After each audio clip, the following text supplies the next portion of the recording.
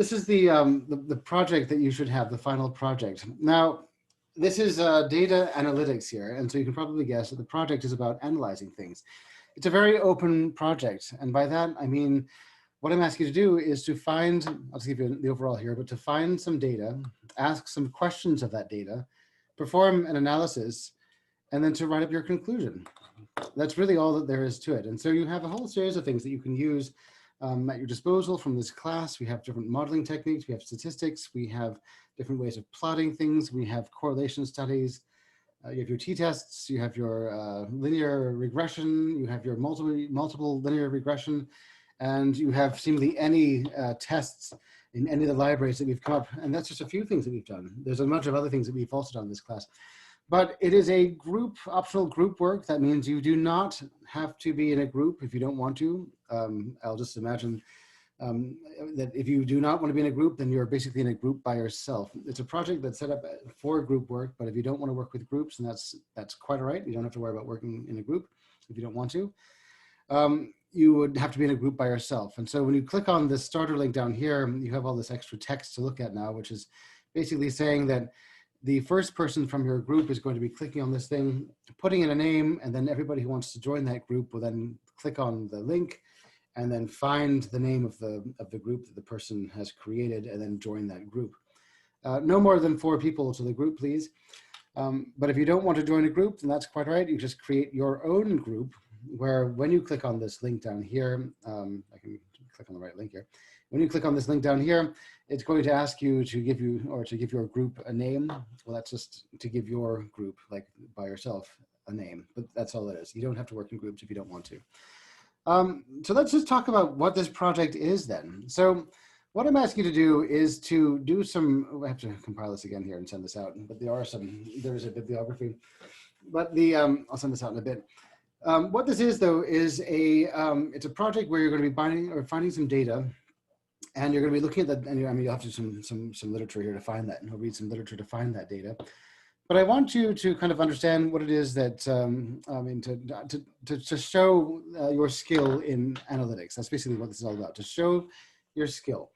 And so what I'm asking you to do here is to look around, use the literature if you want. I mean, you'll have to find anyway, you'll need references for your work, but use the literature to find maybe outstanding problems and maybe some data that these problems may have. But really though, to kind of focus on some area of a study that you can do. Now, when I say focus on an area, it doesn't have to be a hugely broad thing. It just has to be something that you can do, like a simple, specific type of question that you can answer yourself in the time that we have. Now, remember that when people do these types of studies, the studies that you might find in the literature, those studies will actually be probably put together by professionals who have been working on this thing nonstop for maybe months and months and months. Well, we don't have that time. And so what I'm asking you to do is just to find something that you'd like to work on, some problem. I mean, start with a problem here, and then find the data, and then to start analyzing that data to answer some questions. I have some specifics in here that we can go through, but one thing that's actually very, very important here is what's called the scope of your study. The scope of your study is actually very important because the scope is really going to be talking about how you, I guess you can say, like, how do you know that you'll actually be able to get done with everything that you're trying to do? Like, how do you know that you'll actually finish the work that you're trying to put together? And so the scope is really saying, like, I'm going to concentrate only on this particular area and not another giant area here. It's not going to take up all my time. And so your scope is access. If you're looking at, for instance, I don't know, how many people are lactose intolerant in America, your scope might be, for instance, I only want to look at the number of children who are lactose intolerant here in Pennsylvania. I mean, that's actually a study that you can do. That was a study that you can do, or that I read about. Where they're looking to see how children are able to break down lactose or break down milk in their stomachs. I mean, are children becoming lactose intolerant? Is there something going on?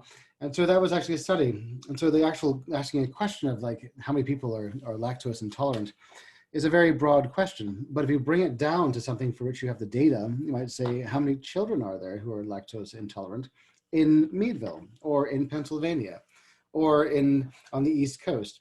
But if you have the data for that, then that means you're kind of, you're focusing your question on something a little bit more specific, rather than this overall, just, very general question, which could be answered in any number of ways. So anyway, you want to isolate your question into some manageable articulation. And that's just a fancy way of saying, make it something that you can actually answer in the time that we have to work on this project. Remember that the project, you don't have much time. The project is actually due after the first week of December. So you really have about, I would say about 17, 18 days to work on this whole thing, including Thanksgiving. But so anyway, make sure that you're working on something that's not going to take up all your time and that you're never going to finish. So your scope is actually a very important piece.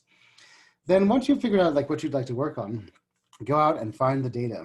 Now, you may argue that you can go the opposite way, find the data first and then ask a question, but then figure out the scope. It's up to you how you want to do that. But the data, though, is actually very, very important because after all, this is a data analytics course. And so you have to really, you're going to need to start with that data. If you don't have the data, then it's very difficult to actually, get an interesting project going. And what I mean is it's a real game changer. If you're asking one type of question, but you just can't find the data to answer that question, then it's very, very difficult to continue with that project. But I do offer some places you can go to find some free data. One of the things I'm asking you to do is to use free data, like public, but data that you do not pay any money for, free, because you should not have to pay money for your project here. Don't pay any money for this. And certainly, when I'm asking you to find literature for this whole thing here, do not pay any money for any literature that you have to that you read for this paper. I say that because when I was teaching, not this class, but a similar class in Nebraska, one of my students came to me and she said that she really hopes that she does well on her final project.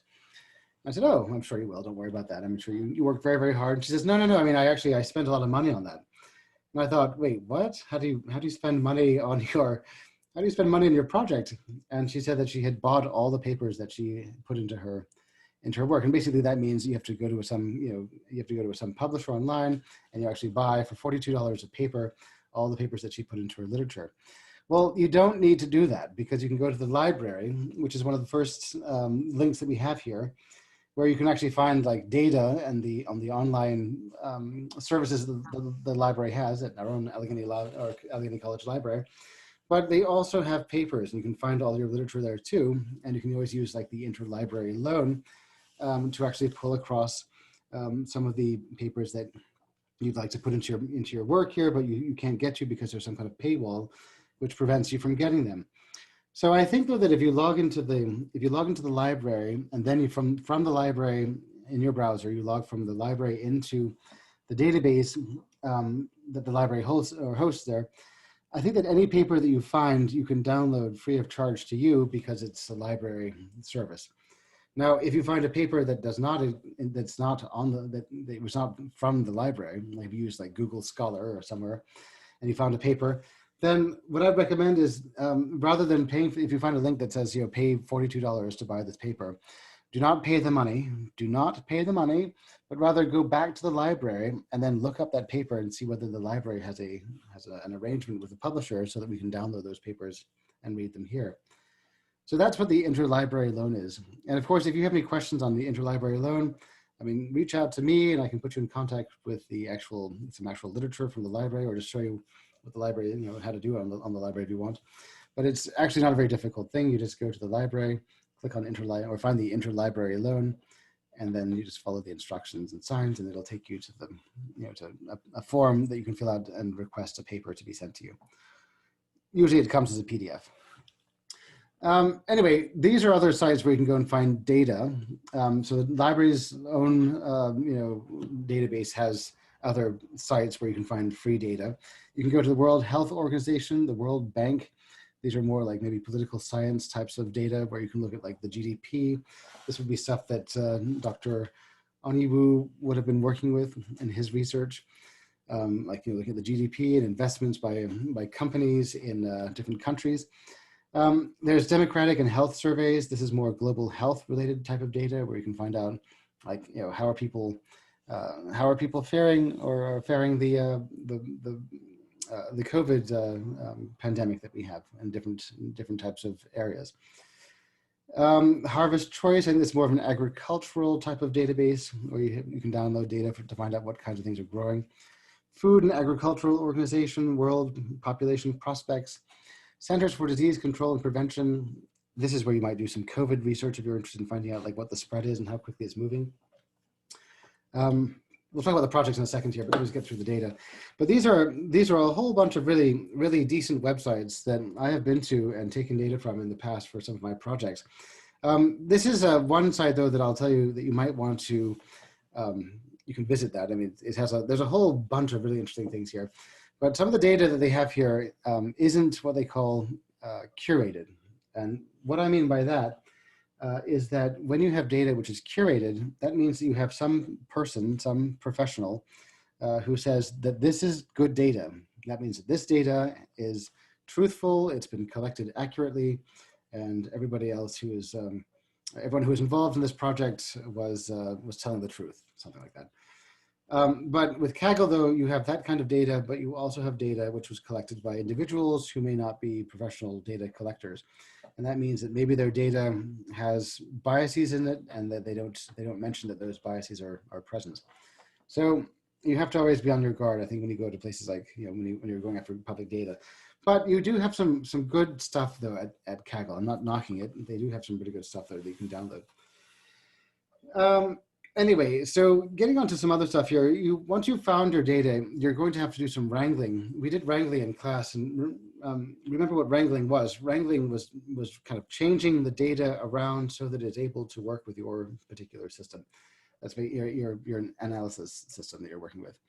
And so you're going to have to wrangle your data and kind of go through and make sure that everything's in a way or in a format that you can use, so that you can start working with your analysis. So wrangling may not take you, it may not take you forever here. I would say that the actual writing code for wrangling may take a long time, but once when you're running the code, it actually puts everything into some kind of an order, then you can start your analysis. And so maybe I guess what I'm saying is like you may need some time for these stages here. But wrangling you probably would need more time for the analysis. The wrangling that will take you some time. So do a lot for that time when you're working. The analysis though is when you're going to be looking at the actual data, once it's in some kind of an order that you can work with, like if it's in tables or if you can plot this data readily, then you can, once you've kind of figured out how you want this data, then you can start your analysis. And that may be to create some preliminary plots, to run some correlation analyses, maybe even to create some t-tests or some linear models, and just to see what's going on. Can you answer the question? Can you go back to the question that you asked and use this data to provide some kind of response? Now, one thing I will say is that the question that's probably coming to you now or will come to you is, supposing I wanted to work with a specific type of problem and I cannot find the data. Like, for instance, what if I wanted to supposing I wanted to find something that data just isn't available for? Like I wanted to work with, I don't know, how often do asteroids break up in space? Maybe there's no data collected on that. Maybe I don't have any data. So what you'd have to do is you'd have to model the problem. And by modeling the problem, what you're doing is you are putting all the information into, or you have to find like some other kind of, I guess, some other information here. Hang on a second here. That's why I got it back here. My screen is freezing. Anyway, what you're doing is you're going to use a proxy, and a proxy is going to, you take the question that you're working with, but you're going to work with a different data set, and you're going to say that this data set is telling me something, and I'm going to be working, and I'm going to say that whatever I learn in this data set is going to be I don't know, whatever I find in this data set, I'm going to say is kind of an extrapolation of what I would have found in the other data set. So anyway, I'm going to, I'll move on here, but the thing is that when you're looking for your data here, you might find, for instance, that you want to do, let's say you want to find out how many people are getting back to lactose intolerance, but then you might find, for instance, that you can't find that specific data just available about lactose intolerance Instead, what you'd do is you'd find maybe some kind of data that talks about maybe the kinds of food that people would eat, and say that you might find that people on the East Coast are less likely to eat dairy than people on the West Coast. I mean, for instance, I'm just making that up. But you could always extrapolate that kind of message into saying, I'm going to assume that that means that they're having some hard time eating dairy, so maybe they can't have lactose. Maybe that's why they don't eat dairy, because it gives them an upset stomach or something. And so therefore, that is going to be the prospect, or the center of my study here, finding out how many people eat vegetables and fruit on the East Coast as opposed to people who have dairy, or sorry, people who have vegetables and fruit on the West Coast, and then compare those, and then compare how many people have dairy on each coast. And then you'll say that I'm going to say that the reason for this is because people are lactose tolerant on the East Coast. This is just an experiment, but that's what they call a proxy. When you don't have the data to actually explore exactly what you want, but rather you can use other data that you do have access to provide some kind of an overview, or to provide some kind of, to gather some knowledge on the subject from some other data set. Anyway, I think that if you have any questions over that, then reach out and we can discuss this further if you'd like. Then what I want you to do is to design and develop a system here. Every data analysis that we did, especially like every lab that you actually put together, you had to like spend some time to kind of develop some kind of, maybe your analysis was like to kind of like begin the ideas of like, well, what am I supposed to do with this data? How do I work with this? How am I supposed to put everything together? But your design and development, that's when you put together your code. You actually design some kind of procedure and you develop the code so that you could actually go after this analysis project. That means you were able to come up with your plots, do your correlation analysis, maybe do some other plots with different variables, and then maybe to run a t-test and a linear model and all of this stuff, and then maybe have another plot where you can actually see the linear model line. That was your design and development stage. And then at the end, you have to figure out kind of like, you're looking at your plots here, and let's call it plots, but actually I guess you can call this also conclusions. But you're looking at your plot summaries and interpretations. You're trying to figure out, what do I make from my data? Now, here's the hard part, and I think that we all know this all too well now, but people who haven't taken data analytics may not learn these or may not know these things. And that is that just because you have a blip on your plot doesn't tell you why that blip is there. It does. Your plot just says that there is something going on, but it doesn't tell you what that something is. It just says that there's some change in pattern, or there's some pattern to be found, but it doesn't tell you why that pattern is there. And so that's where the interpretation part comes in. So you have to like kind of look at your plots, and then you go back to the literature where I was talking about, like right here. Go back to the literature and see whether you can find any reason to explain that blip on your screen. Like, why did that whole thing come out? Not that I'm like rubbing your face in it, but I mean, please do go back to the lab that we discussed the vaccine lab that we discussed in class just I guess last class, which was that was the way that I put together the vaccine lab, and I was looking at, for instance, the cases of in 1950s, 1960s, measles cases went up. And my data suggested that measles went up. And so then I thought, well, how do we explain that? And so then I found in the literature some papers that said that people were moving out of rural areas and moving into urban areas from the 50s and 60s. And therefore that explains maybe more and more people getting packed together and more or less in the position to be infected by the mumps and measles, or to get sick from mumps and measles. Anyhow, so that's really your interpretation. Like, how do you make sense of your data? And so this is really the part that I'm most interested in reading when I grade your work. I'm looking to see like what your plot section says, like your discoveries or your summaries or your interpretations, or how do I read your plots? How do I understand your work? This is where you're going to actually sell your work. All of these other things here, I'm assuming, have all been done correctly, but it's the actual part down here where everything has to come together in order for your analysis to work. And so I'll be paying special attention to this section here. There are two main deliverables for this work. And by the way, if anyone has any questions, just go ahead and unmute, and go ahead and ask me here if you'd like. But otherwise, Actually, are there any questions at all? Does anyone have any questions over anything I've been saying so far? Okay, well, let me just talk about these deliverables, and then I'll talk about some sample projects that people have done in the past, and maybe that'll be interesting. So we have specific due dates for two deliverables. One is going to be on the 3rd of December, where we're actually going to be meeting. That's a lab. That's a Friday. At least I believe that's a Friday. I hope that's a Friday. But that's a time where we're all going to be meeting up, and I would like to have. Actually, sorry, that's a Thursday. That's a Thursday. The 3rd of December is a Thursday. I should fix that too.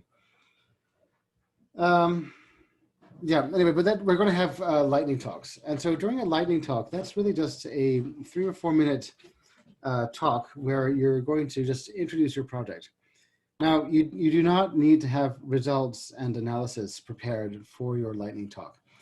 What you do need to have, though, is you need to have the title of the project, you need to have the kind of the theme, and you have to be ready to discuss exactly what it is that you're after. Like, what's justify your research question, justify the data that you've chosen, justify all of these things here, but really, you're introducing your theme, data, and some project concepts and putting everything together in the form of a 3 minute talk. Now, you probably think 3 minutes, that's like 3 or 4 minutes, that's plenty of time. I mean, I've got all the time in the world, but actually it isn't much time at all. And in fact, if you give a 3 minute presentation, it really feels like it's more like 3 seconds than 3 minutes. And so do take this thing seriously. There are 20 points out of your whole project worth in this lightning talk. And so that's actually a very big piece, but you are really introducing your work, project, and concepts to your colleagues. Now, the other big deliverable here, and when I say deliverable, this is actually the deliverable, I guess. This is your final project report. And that's going to be on the 8th of December, and hopefully the day is correct on that. I tried to use a macro to get these days. That's going to be a Tuesday, I see. So a Tuesday, yes, that's correct here. Your report, I said at least 2,000 words. That should give you an idea about like the length of this. And so in that 2,000 words of text, you're going to have space in there, some plots, you'll have graphics, you'll have some screenshots, perhaps pieces of code, discussions on your algorithms or discussions of your code.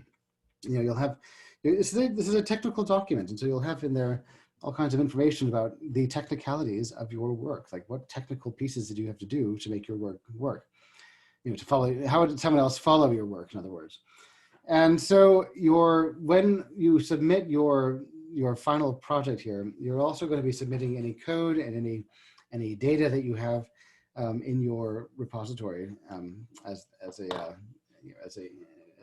one of your deliverables. So you have, let's see, where is it? You have this link right here. So when you click on this link and you create a project, you're going to have a bunch of empty repository directories, and one of them is going to be like your data directory, and another one's going to be for some of your code, and another one's going to be for other things that you have included. Please do fill up those those directories in your repository so that I can actually follow your work. So I want to be able to sit down, run your code, load your data, and actually see the whole thing run. That's how I'll be grading. I'll be looking at your code and at your data to understand your work. And then also, of course, I'll be reading your text. But please do submit everything, keep everything together.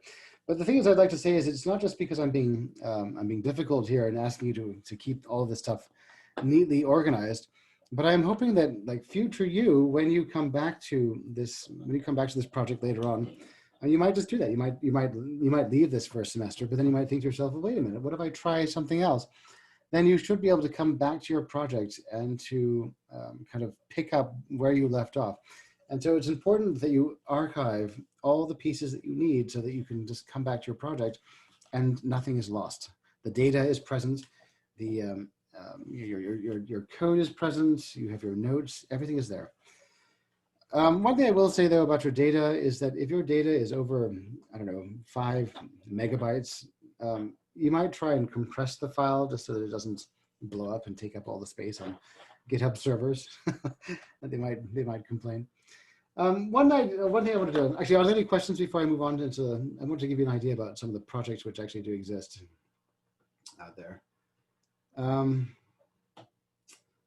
some of the projects that people have been working on in the past. I'm looking over my other screen here. One of the projects was a project that from using data that they got from Kaggle, where they used, let's go back here, but they're working with the Titanic survival data. Apparently on Kaggle, there's a whole following of people who study like Titanic problems or the Titanic, the actual shipping, the boat, the number of passengers, the things that they ate, the types of tickets that they bought to get on the ship of the Titanic, the great boat that sank. And so they did an analysis of the likeliness that people were going to survive based upon the kinds of tickets that they bought. So that means that people who, if anyone saw the film or read the book, A Night to Remember, in the Titanic, people who were, I guess, third class passengers, which sounds really, really awful, but people who didn't have very expensive tickets, they were basically in the bowels of the boat somewhere, or the bowels of the ship, I guess I should say. But they didn't have, they weren't the rich passengers. When the ship was going down, they found that many of those people perished because they just couldn't get off, or they didn't have, they weren't thought to have money, so therefore they shouldn't get a place in the lifeboat or something. It was just ridiculous. Very, very unfortunate times, but that's all the lives and souls that perished on that, most of them, I guess, were actually recorded in data. And so people were analyzing, as a group that was actually in this class, who was analyzing the data of people who were likely to survive based upon the class that they lived in, or the class of ticket that they had. You can still do that same project. The data is available on Kaggle. Maybe I won't say too much about exactly what they found, because then it takes away the thrill of going after this project on your own if you wanted to. Another group went after data where they found, I forget where they found it, I think it was also in Kaggle, where they're looking at traffic accidents, which were found near, like the number of traffic accidents that happened near stop signs, and the number of traffic accidents that happened near traffic lights. And they're trying to find out whether do traffic lights and traffic stop signs really have the same number of accidents around them. And actually their findings were kind of interesting. They found out that people were more likely to have accidents at traffic lights than stop signs. Can anyone guess why that may be? Why would you have more traffic accidents at the lights than at a stop sign? I guess because when the light turns yellow, they probably anticipate that it can beat the light, and so they speed up. That's exactly right. That's exactly right. And when you can find the data and run the same experiment you like if yourself if you like. But when you see this, you're thinking these lights are just dangerous. So that was but Alex, that's exactly the same thing they thought, that people were trying to beat the light. It's like it's going yellow, and they just hammer it as fast as they possibly can, and then before you know it, they are actually getting the lights have changed, and then the other direction's coming, and then that's when the accident happens. So yeah, so you have these. I mean, this is not just a trivial study, by the way, though. That's not a trivial study at all, because if you're a city planning director and you need to figure out whether do we need stop signs at this intersection, or should we have traffic lights, or nothing, or just make it a pedestrian-only area, what kind of decision are we supposed to make? They'd look to you and then find out. You'd have to do some kind of analysis to find out, is it traffic lights? Is it a stop sign? Or is it an overpass? Is it a pedestrian only zone? These are all decisions that you'd have to make. Another person that was in this thing, actually did a very interesting study, I guess another kind of cool, I guess, I don't know, I can't remember where this data came from, but I'm guessing probably Kaggle. But coffee and donuts, they wanted to find out whether people who have the fancy coffees with the mocha cream and the vanilla and this and that and all this other stuff that gets mixed up into this coffee cup. They wanted to find out whether people get if people have really sugary coffees, whether they're more likely to have like the Danish donut with all the extra fillings on the inside, or whether people who have people who have coffee, which is just regular plain coffee, are more likely just to order or donuts which were very plain, just like just like regular sugar donuts, like with nothing No whipping cream on them, no pastry cream, no jam, no jelly, no nothing. So they did find out that people who order coffee that's extravagant coffee tend to order extravagant donuts too, which was actually kind of interesting because I guess it makes sense when you think about it. Like, well, why not? If you're going to go all out and have a cafe cream mocha puccino or whatever it is, I'm just making that up. But if you have all that stuff, then maybe you also have an appetite for a double Danish Hershey's squirt, extra cheesy donut, whatever. It's all this extra stuff together. Sounds disgusting, doesn't it? The next thing that people worked on was a consensus data study here where they were looking at different types of different geographical areas of North America and finding out whether the kinds of careers that people went into in terms of like IT, whether if somebody came from like a populated town, were they more likely to go into IT? They found data for this, and so they found that many people who went to places like Silicon Valley in California and those places, they were not necessarily people who were coming from really, really rural very rural areas, but rather they came from very urban areas. And so anyway, it was just a study, and I've seen two different studies that have pointed in opposite directions. And so you can always try this again and find out, like, where do people come from who work in technology? Like, what kinds of backgrounds do they have? What sizes of towns do they tend to come from? This actually study in our group or in the class here put it down to that people who go into technology when they said technology, they're going to like internet-based technologies, and they said these people tended to go into people who came from big towns who are like constantly like meeting up with many different people and needed to connect with many different people, tended to have a real kind of appreciation for working with like Facebook or Twitter or working with LinkedIn. They understood that how necessary that kind of connectivity was, because in their own life they were always struggling with talking to everyone that they met. And juggling all these different contacts that they had, and so then that was just their explanation. But there were some other things too. I don't want to go through all of these things. Another one that was actually kind of interesting that comes out is another group was studying the number of words which you might find in songs that have come, like songs between now and the 1990s, I believe it was. Anyway, since the 1990s, when pop became more and more popular, but they're looking at the sizes of the songs, or the length of the songs, and the diversity in the words that those songs have. And they found that the songs, as we're nearing the present day, the songs tended to have fewer and fewer diverse words. That means that they had fewer and fewer words. So if you take all the lyrics from a song that came out in 1990, you might find that you have 40 different words, like 40 specific words. And then if you do that for like most of the songs that came out as great songs in the 1990s, you might find that the average is about maybe 35 words in each song. That's like the refrains, that's like the vocals, that's everything you hear, every word that you hear. And then when you compare those words going up the years up to present day, you find a lower number you find that the numbers of words are fewer. And so the songs that they were looking at were like the America's top 10 songs. If there were pop songs, they grabbed them. But I mean, you could use any songs you want. You can go to country songs or blues songs or any songs where there's a voice. Or maybe you'd like to study like the number of instruments that are playing. Anyway, but there's a lot of analysis that can be done. And none of these projects that I've mentioned so far are trivial. They're not trivial because decisions have to be made. Recording studios have to decide whether they should sign somebody who's singing a song that only has 2 words in it. Maybe they need to decide whether this is going to be should we sign this record? Should we make a deal with this guy? He only has 2 words. Maybe, for instance, the trend is right. Maybe people only want songs now with 2 words. And so anyway, that's where that's coming from.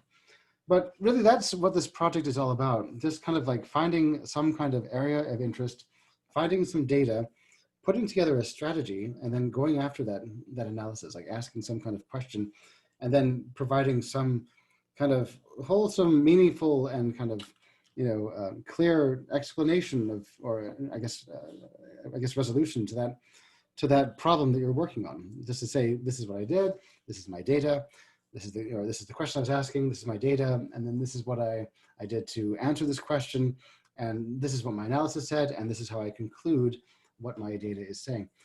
And so I think that if you go back to this, if you go back to the sheet here, really everything that I've just mentioned is written down here someplace. And so maybe if and when you have any questions, I mean, please reach out and let me know. And I'd be glad to respond and to give you some ideas. But I think that this should be a fun project. I mean, I think that it should be, it's a project where you can work on this and kind of do your own thing. By the way, let me just explain something here. This crazy looking picture in the middle here, this is actually a picture I think that came from it's a space picture here. I think it's a picture of a planet in space. And the thing is though that the researchers had to use analysis. I didn't actually put this as I mean, it's not a big feature here, but typically in astronomy, when you're finding like, suns out there, or you're finding planets, if you're finding things out in space, typically you can't see them. And so you have to use heat. And so this is a heat diagram, or they used a scanner where they were looking at energy, or maybe gamma rays or something, but you're looking at a planet here, which is out there, and you can kind of get an idea that it's there when you look at its gamma rays. And so what I'm saying is though that you wouldn't know that it was there unless you did analysis. And so for your projects, you won't know the answer until you've done your analysis. But I'm hoping that this is a fun project. I'm hoping you have that you find something that's interesting for you, and you just run with it. And I'm thinking that it should be okay. I'm going to send this thing out again. I'm going to fix this, and there's a date problem too. I mean, when I compiled this in LaTeX, I just didn't get these references here.